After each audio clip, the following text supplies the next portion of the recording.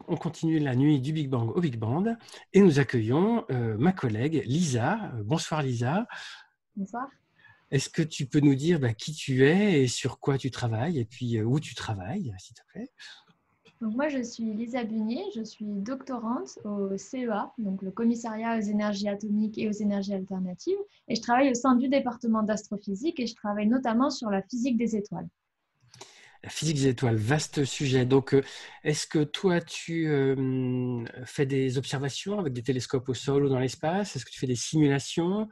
Est-ce que tu fais de l'analyse? Est-ce que tu fais de la théorie? Est-ce que tu conçois des instruments scientifiques qui vont dans l'espace ou au sol? Parce que l'astrophysique, c'est très large. Donc, qu'est-ce que tu fais avec ces étoiles, toi, pour les comprendre?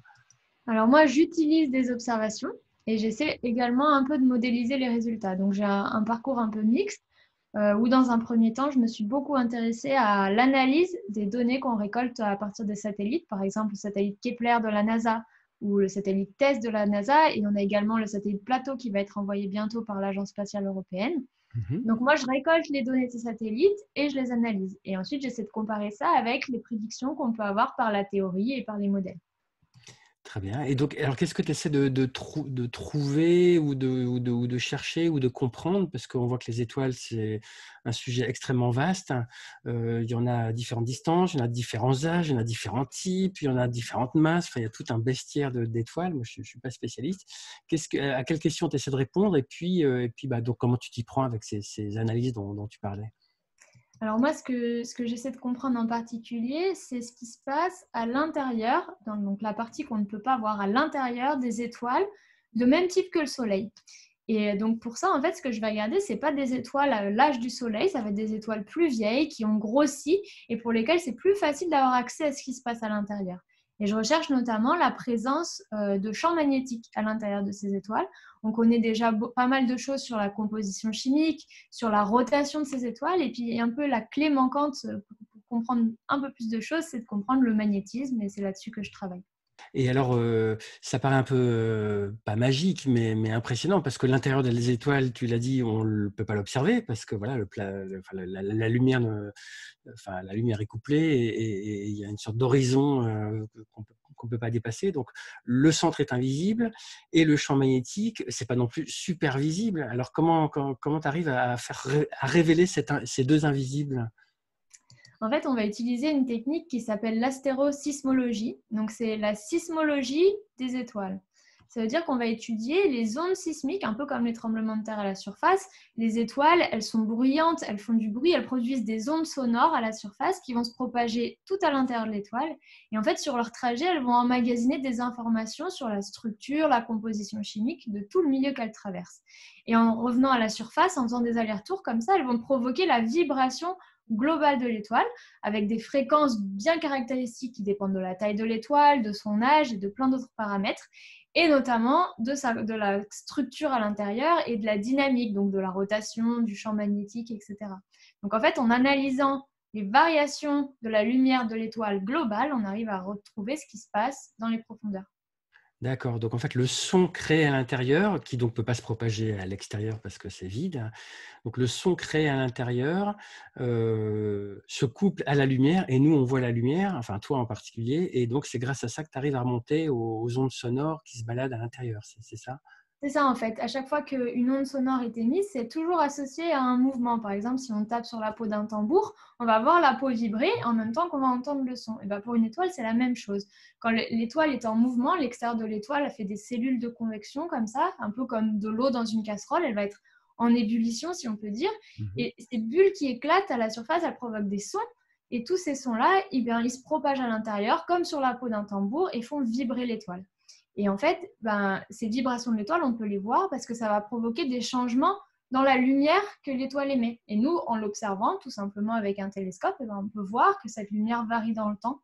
Et c'est donc cette fréquence caractéristique-là qu'on essaie d'enregistrer.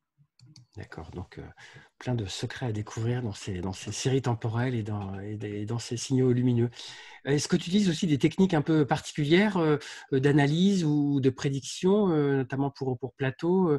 Je crois me souvenir que tu me parlais hors ligne, hein, de techniques un peu novatrices. Alors, ce qu'on utilise en fait maintenant, c'est des techniques de machine learning. on essaye de se mettre au goût du jour de toutes les nouveautés sur l'intelligence artificielle qui permettent d'accélérer tous les processus d'analyse des données. Et moi, j'ai travaillé pendant ma thèse sur un nouvel outil qui permettrait de classifier automatiquement les étoiles qui vont être observées par plateau, par intelligence artificielle, et également ensuite de les caractériser, quel va être par exemple l'âge de cette étoile qui a été observée. Et ça, c'est très important parce que jusqu'à présent, on arrivait à faire des études quasiment individuelles sur les étoiles qui avaient été observées, qui étaient de l'ordre de 100 000, 200 000 étoiles. C'était faisable, on va dire, avec toute la communauté. Et maintenant, avec l'arrivée de TESS et surtout l'arrivée de Plateau dans quelques années, on va avoir besoin d'outils automatiques parce qu'on ne va pas s'en sortir sinon. Effectivement, il y avait un flot de données extraordinaire. Donc, tu as parlé de Plateau. Est-ce que tu peux en dire un mot? C'est une mission européenne qui va partir dans un peu moins d'une dizaine d'années, je crois. Même. Est-ce que tu y participes? Est-ce que tu y participeras? Voilà, en 2 mots, qu'est-ce que ça va faire? Alors, Et toi dedans? j'espère y participer. En fait, pour l'instant, donc Plateau est en cours de construction. Il partira, comme tu l'as dit, d'ici moins de 10 ans. Et donc, Plateau, il va observer les exoplanètes et les étoiles dans le ciel.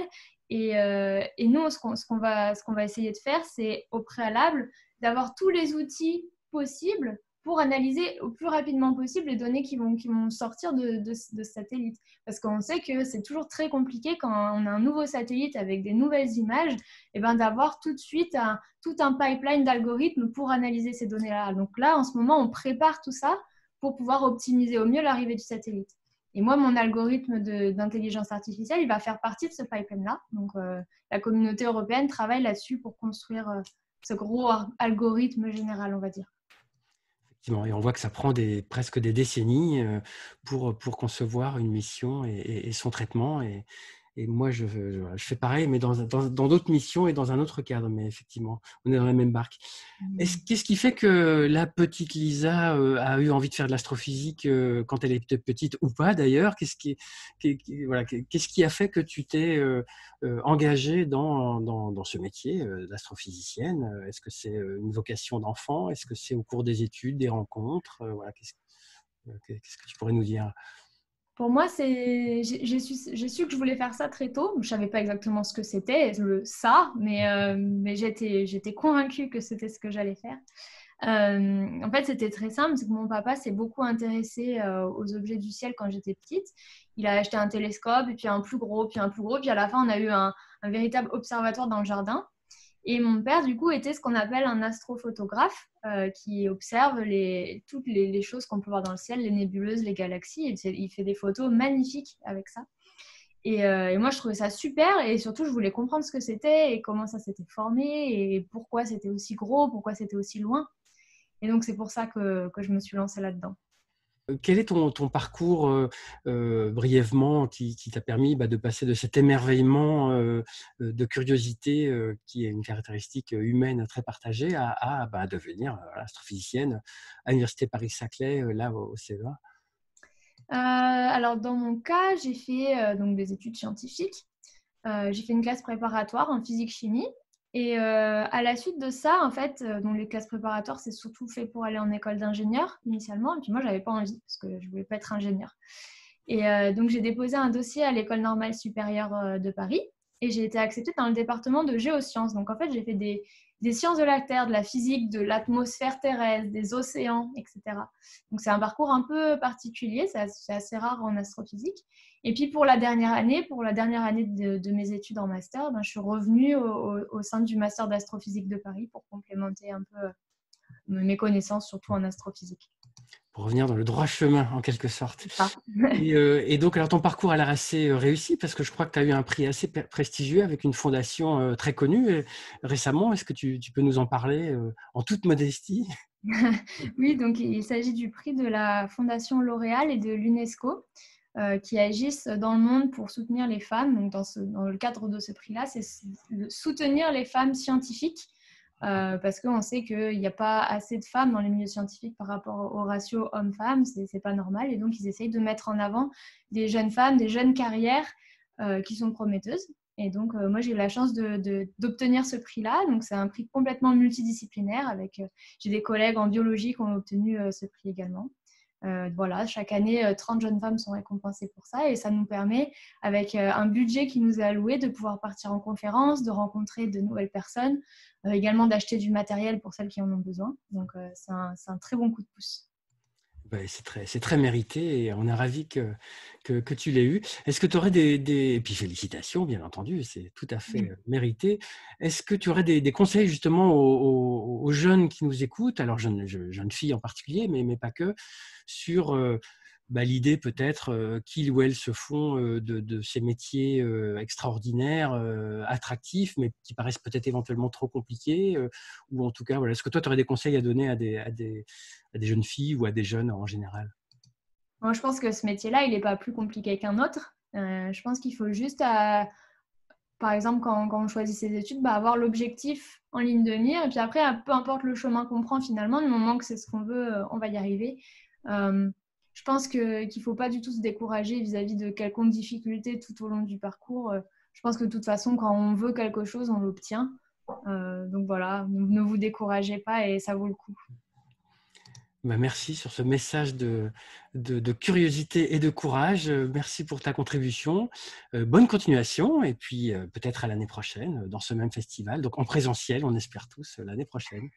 Bonne soirée. Super. Je vous remercie. Au revoir. Au revoir.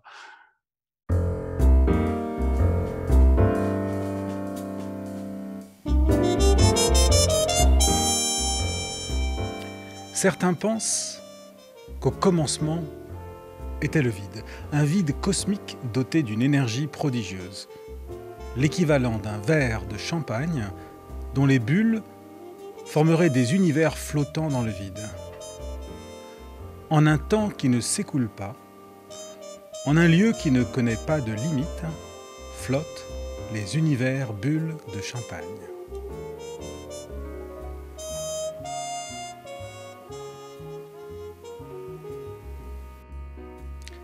Parmi eux se trouve notre univers. Né il y a 13,8 milliards d'années, c'est là que germera l'être humain. Certains univers naissent avec une espérance de vie très courte. Ils disparaissent aussi vite qu'ils sont apparus.